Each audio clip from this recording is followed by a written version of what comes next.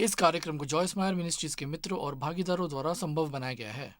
मैं आपको गारंटी दे सकती हूँ कि जब कभी भी आप हताश हो जाएं, वो इसलिए होता है कि आप कुछ करने की कोशिश करें जो केवल परमेश्वर ही कर सकते हैं।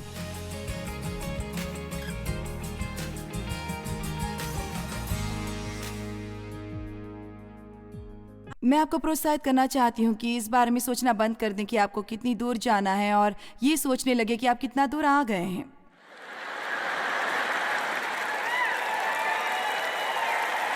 मैं इसे एक बार और कहूंगी, हर सुबह शैतान आपको कभी ये नहीं बताता कि आप कितना दूर आ गए हैं। वो बस आपको इसी बात की याद दिलाता है कि आपको कितनी दूर जाना है। यदि आप उसी पर फोकस करें सारा समय कि आपको क्या खराबी नजर आती है, तो आप ज्यादा नहीं कर पाएंगे।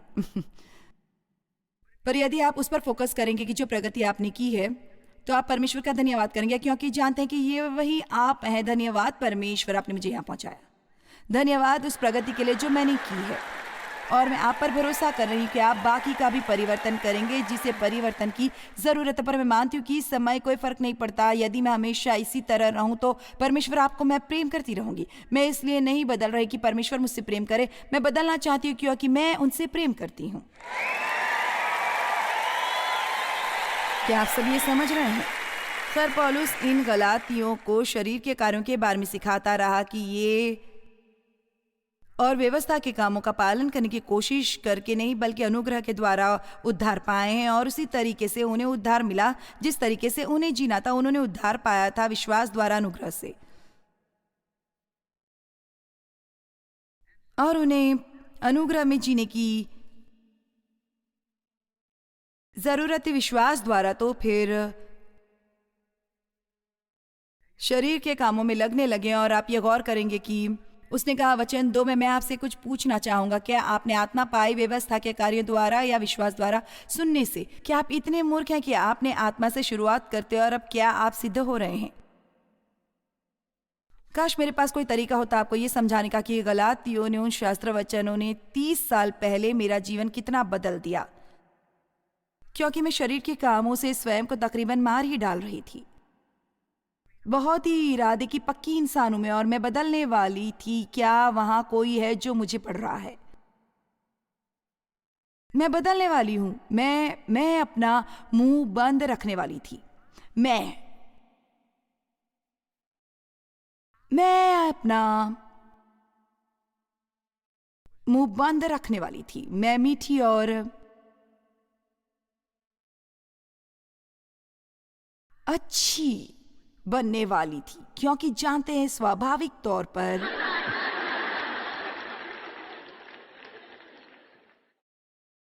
मैं इतने मीठे स्वभाव की बिल्कुल भी नहीं थी। जानते हैं मैं कुछ ऐसी हूं।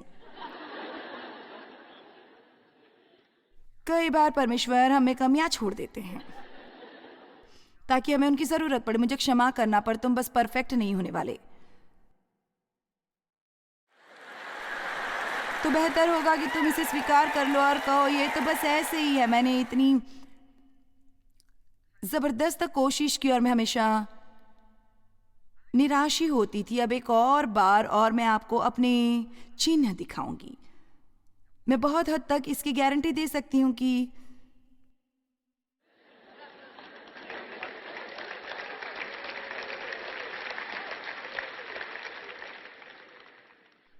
जब कभी भी आप हताश हो, वो इसलिए ये होता है कि आप कुछ करने की कोशिश कर रहे हैं जो केवल परमेश्वर ही कर सकते हैं।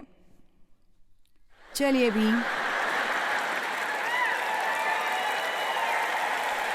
क्या आप अपने बच्चों को बदलने की कोशिश कर रहे हैं? उसके लिए आपको गुड लक।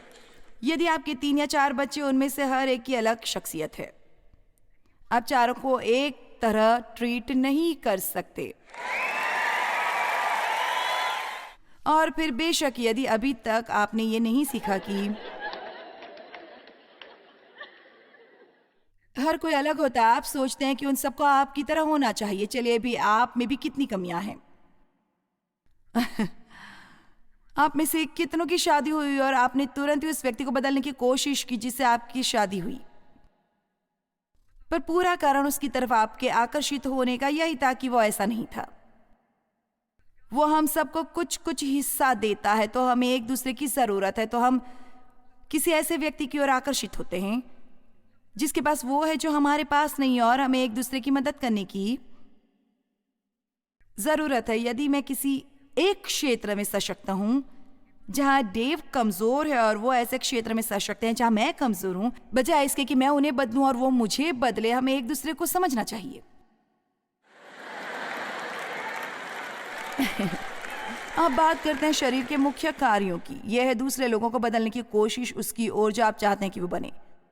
शायद आप यहाँ आए हैं इसलिए कि परमेश्वर आपको दिखाए कि आपको क्या करना चाहिए।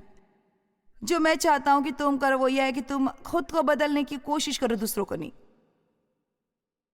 आप ऐसे हैं। आमीन। एक छोटा सा शैतान है जो हम सबके कंधों पर बैठा रहता है और पूरा दिन हमारे कान में ये कहता रहता है, तुम क्या करने वाले, तुम क्या करने वाले, तुम क्या करने वाले हो, तुम क्या करने वाले हो। जवाब है, परमेश्वर पर भरोसा करने वाला हूं। मैं अपने जीवन का आनंद लेने वाली हूँ। मैं जहाँ हूँ वहीं स्वयं का आनंद लेने वाला हूँ। इस दौरान जब परमेश्वर मुझे बदल रहे हैं, उसमें जो वो चाहते हैं वो मैं हूँ, वही करूँगी। आमीन। पौलुस ने कहा, ओ मूर्ख गलातियों। मैं कहूँगी, हे मूर्ख सेंट जोजियस या कैलिफोर्नियर्स या संसार के जिस भी स्थान से तुम आए हो, या तुम इतने निर्बुद्धि और मंदबुद्धि हो कि पूरी तरह विश्वास द्वारा उद्धार पाने के बाद भी और केवल विश्वास द्वारा ही क्या तुम अब खुद को सिद्ध बना रहे हो शरीर की रीति पर अंत करके। खैर, इसने मुझे बदल दिया भाई। ये असल में ठीक उस समय हुआ जब मैंने अनुग्रह के बारे में सीखना शुरू किया। अनुग्रह पर आजकल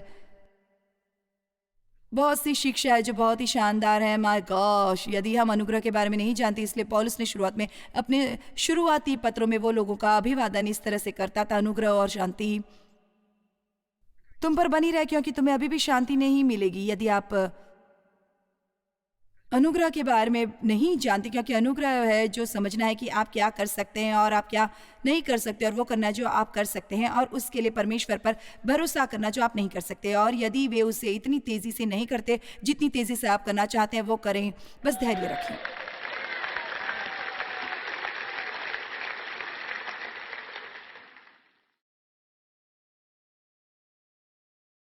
अनुग्रह या कार्य, इनमें से कौन सा होगा?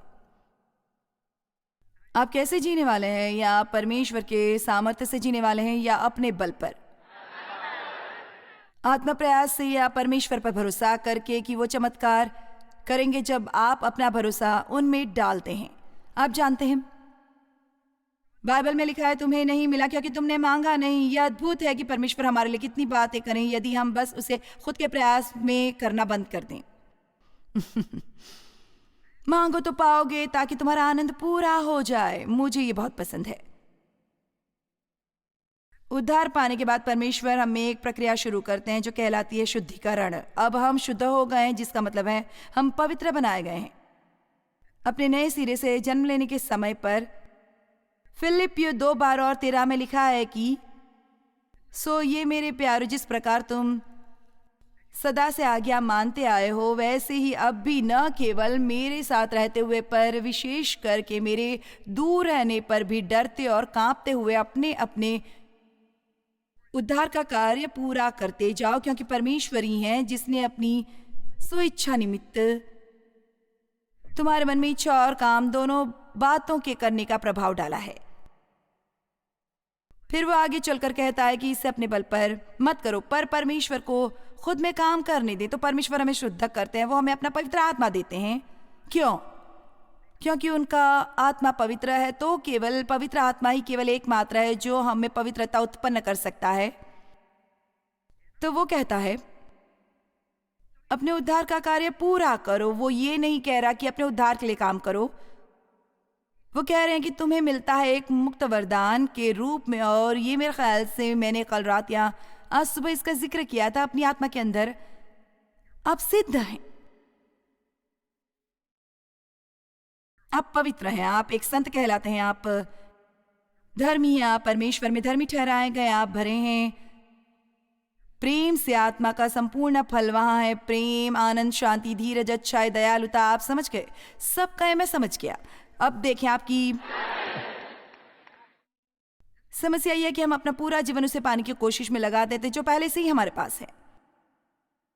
इसमें कोई हैरानी नहीं कि इससे हताशा उत्पन्न होती है, इसलिए आपको सीखने की जरूरत है। मैं परमेश्वर के साथ धर्मी हूँ, मुझे परमेश्वर में धर्मी ठहराया गया है। अब मेरी बात सुनिए, जितना ज्यादा आप उस पर विश्वास करते हो उतना ही धर्मी व्यवहार आपके जरिए प्रकट होगा।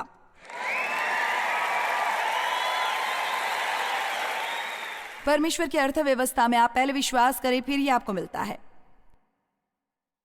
इससे ध्यान मत हटाइए। इसे खत्म करने के लिए मेरे पास लगभग 10 मिनट है। परमेश्वर की अर्थव्यवस्था में आप पहले बिना देखे विश्वास करते हैं। विश्वास क्या है? उन आशा की हुई वस्तुओं की निश्चय और अनदेखी वस्तुओं का प्रमाण। तो पहले आप पाते ये विश्वास द्वारा। मेरा मानना है कि जब मैं मरूंगी तो मैं स्वर्ग जाऊंगी। खैर, मुझे ये कैसे मालूम? मैंने ये स्वर्ग नहीं देखा है, मैं स्वर्ग में नहीं गई हूं, मैंने किसी ऐसे से बात नहीं की जो स्वर्ग जाके वापस आयो, पर मैं इस पर विश्वास करती हूं। सचमुच मैं आपको ये बता सकती हूं, जो हम अपने हृदय में विश्वास करते हैं वो कहीं अधिक सामर्थ्य है जिसे हम अपनी आंखों से देखते हैं। मैं विश्वास करती हूं ईमानदारी से। मेरे ख्याल से विश्वास परमेश्वर की ओर से एक चमत्कार है। हम कैसे मसीहों के रूप में उस पर विश्वास कर सकते हैं जिस पर विश्वास करते हैं। यदि परमेश्वर हमें अनुग्रह न देते तो हम ये कैसे विश्वास कर सकते थे कि यीशु एक कुंवारी से पैदा हुए थे, कि वो परमेश्वर थे जो धरती पर आए, एक मानव के रूप में क्रूस पर चढ़े और एक बहुत पीड़ादायी मृत्यु मरे। उसने हमारे लिए कोड़े खाए, हमारे सारे पाप उसने अपने ऊपर ले लिए, इस हद तक जहां वो इतने क्षतिग्रस्त हो गए थे कि उन्हें पहचानना मुश्किल था। उन्होंने हमारी बीमारी ले ली, हमारे पाप ले लिए, हमारे स्थान पर नरक में गए। तीसरे दिन वो मुर्दों से जी उठे। उन्होंने शैतान से छीन ली नरक और मृत्यु की चाबियां।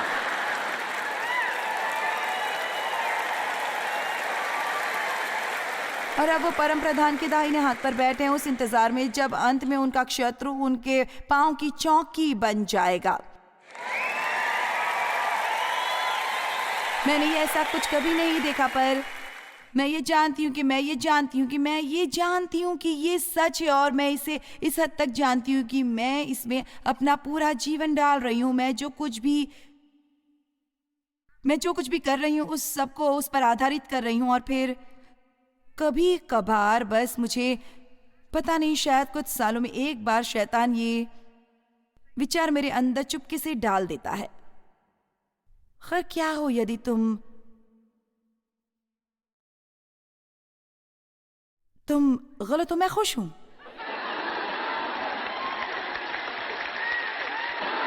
तो ये रहा आपके लिए मेरा सवाल। शैतान मुझसे कहता, खैर क्या हो यदि तुम गलत हुई। खैर, मैंने खुद को दुख नहीं पहुंचाया। यदि मैं गलत भी हुई तो मैं खुश हूं। पर आपके लिए मेरा प्रश्न है, क्या हो यदि आप गलत हो? अब आपके पास एक समस्या है, क्योंकि यीशु वापस आ रहे हैं। चलिए भी, यीशु वापस आ रहे हैं और हर कोई परमेश्वर के सामने खड़ा होगा और अपना अपना लेखा देगा, वहां न्याय होगा। और मैं परमेश्वर का धन्यवाद करती हूँ कि मुझ में ये विश्वास करने का विश्वास है। विश्वास आशा की हुई वस्तुओं का निश्चय और अनदेखी वस्तुओं का प्रमाण है। तो इसलिए कि आप जानते हैं, जब शैतान मुझसे कहता है कि यहाँ कुछ नहीं हो रहा, आपको महसूस होता है कि परमेश्वर ने आपको इसकी प्रतिक्रिया दी थी और 12 साल हो गए, कुछ भी नहीं हो रहा। जानते हैं अंत में मैंने क्या कहना सीख लिया? परमेश्वर काम पर लगे हैं।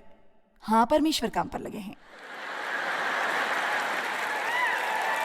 मुझे परवाह नहीं जो मैं देखती हूँ या नहीं देखती, परमेश्वर काम कर रहे हैं। विश्वास आशा की हुई वस्तुओं का निश्चय है। और आप जानते हैं आशा क्या है? आशा प्रशंसा की, वो अपेक्षा की कुछ अच्छा होने वाला है मेरे जीवन में।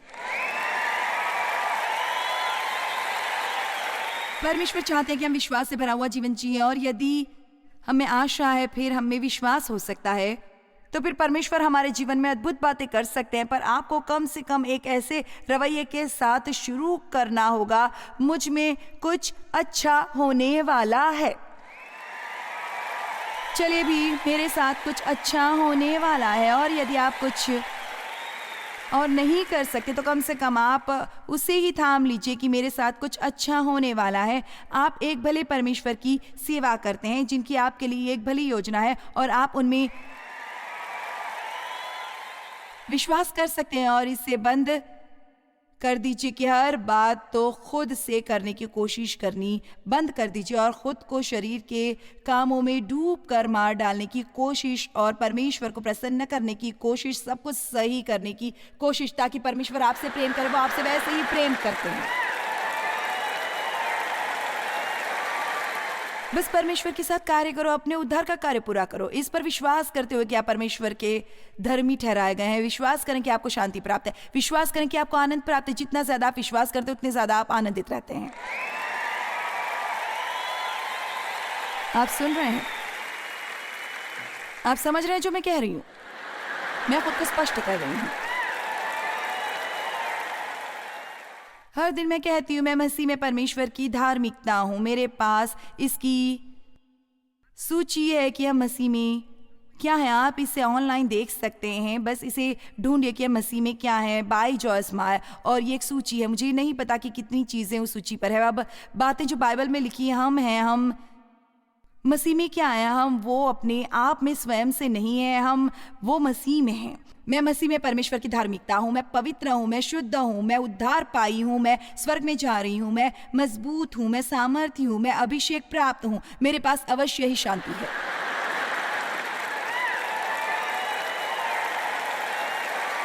डरते और कांपते हुए अपने अपने उद्धार का कार्य पूरा करते जाओ। डरने और कांपने के विषय में क्या है?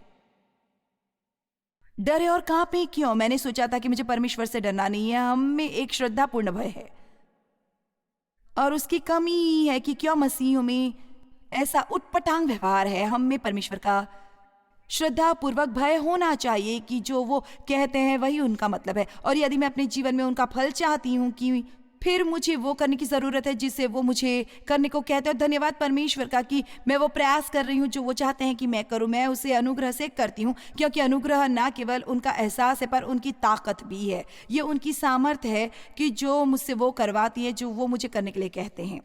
लोग जो व्यवस्था के अधीन रहते हैं उन्हें संघर्ष करना पड़ता है, हमें और संघर्ष करने की ज़रूरत नहीं है, क्योंकि हमारे पास मसीह है जो इसे कर रहे हैं।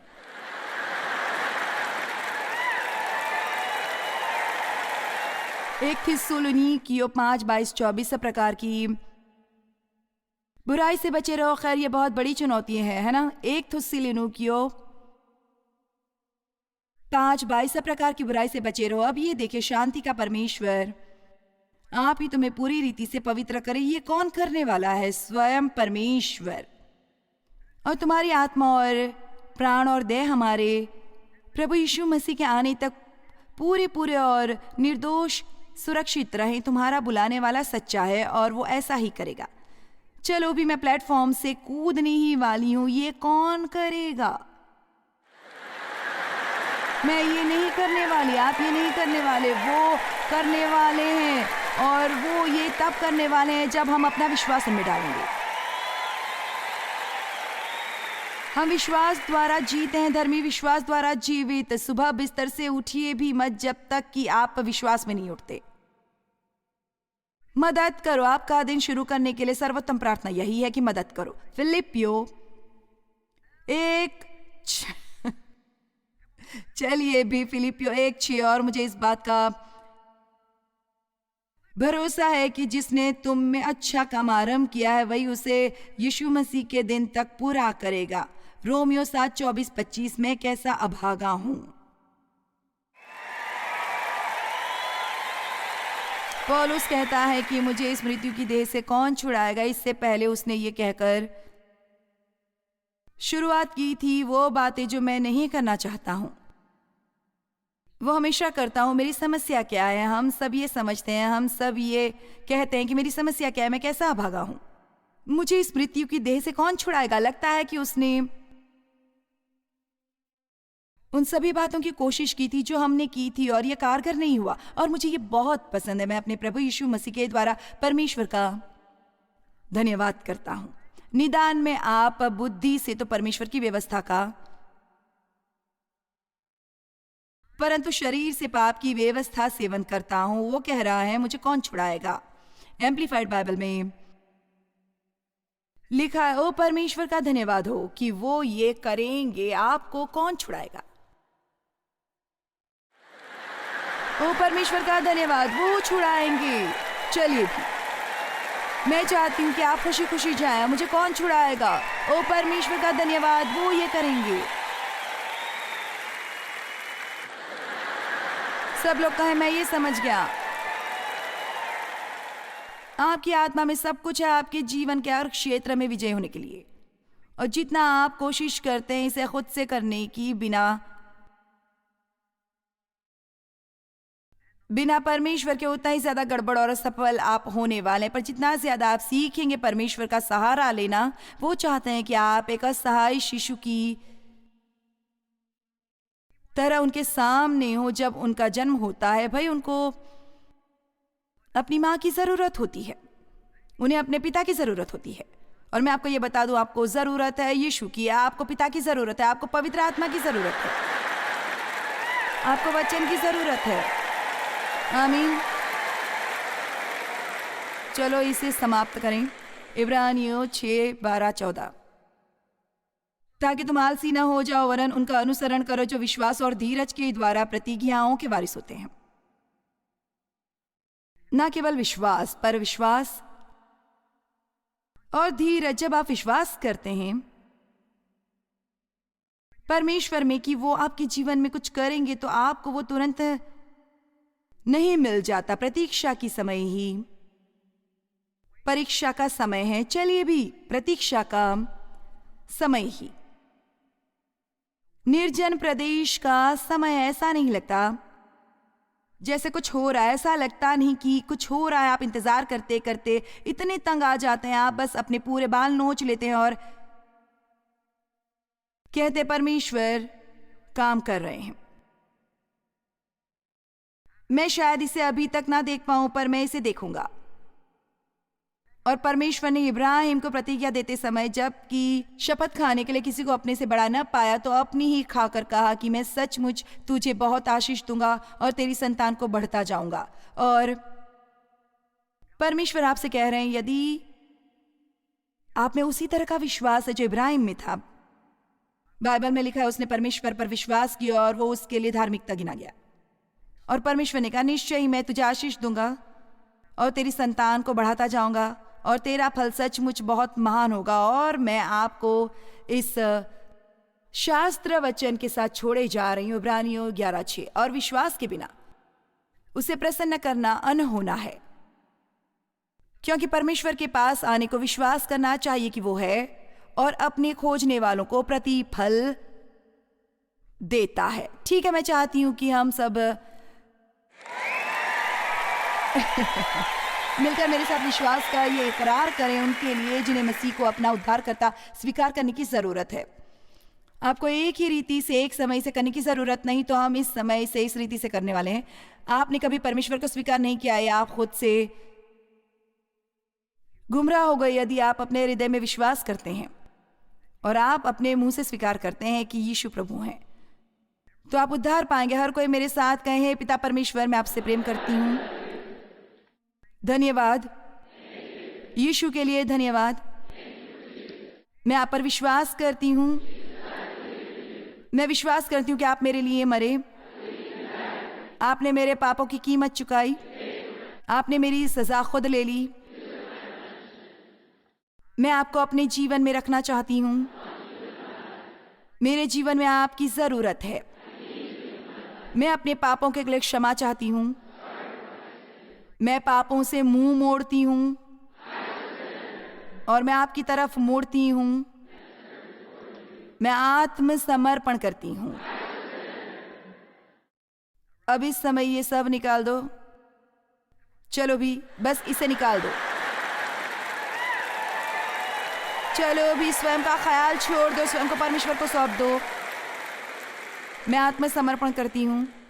मैं बस इससे समाप्त करती हूँ। प्रभु, मैं जिस रूप में हूँ मुझे उसी रूप में स्वीकार करें। आप मुझे वो बनाए जो मुझे बनाना चाहते हैं। मैं आपको अपने प्रभु के रूप में स्वीकार करती हूँ। मैं जानती हूँ आप मुझसे प्रेम करते हैं। मैं स्वर्ग जा रही हूँ और मैं इस यात्रा का आनंद लूंगी। आमीन। जब हम नए सिरे से जन्म लेते हैं, परमेश्वर हमारे अंदर रहने के लिए आते हैं और वो वहां से बाहर की ओर काम करते हैं। असल में उन्होंने पहले से हमें सब कुछ दे दिया जिसकी हमें ज़रूरत है। ये हम में है। हमें बस ये सीखना है कि कैसे इस पर विश्वास करना है और इस पर चलना है। और ये प्रक्रिया है। पर यदि हम परमेश्वर से हार न मान लें, हम अपने जीवन में अद्भुत बदलाव देखेंगे। सबसे ज़रूरी बात यह है कि हम बाइबल का अध्ययन करें।